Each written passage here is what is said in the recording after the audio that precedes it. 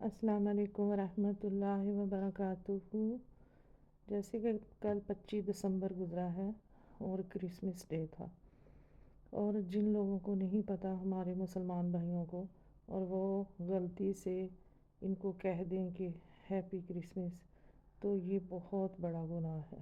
یہ اتنا بڑا گناہ ہے کہ تم لوگوں نے اس کے جھوٹ کی گواہی دے دی۔ جو جھوٹ یہ عیسائی لوگ بولتے ہیں ان کے جھوٹ کی گواہی ہم نے بھی دے دی، اس لیے ان کے گناہ میں ہم برابر کے شریک ہو گئے۔ تو آپ اس چیز سے بالکل بچیں بہت زیادہ، کہ ہر چیز کا حساب ہونا ہے۔ تو ان کو ایک ہی پیغام دیں، قل هو اللہ احد اللہ الصمد لم یلد ولم یولد ولم یکن لہ کفوا احد۔ اور اس کا ترجمہ ہم سب کو پتہ ہے۔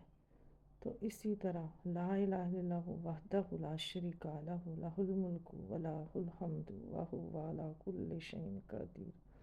اللہ کے سوا کوئی عبادت کے لائق نہیں، اس کا کوئی شریک نہیں، اسی کی حمد ہے اور وہ ہر چیز پر قادر ہے، اسی کی بادشاہی ہے۔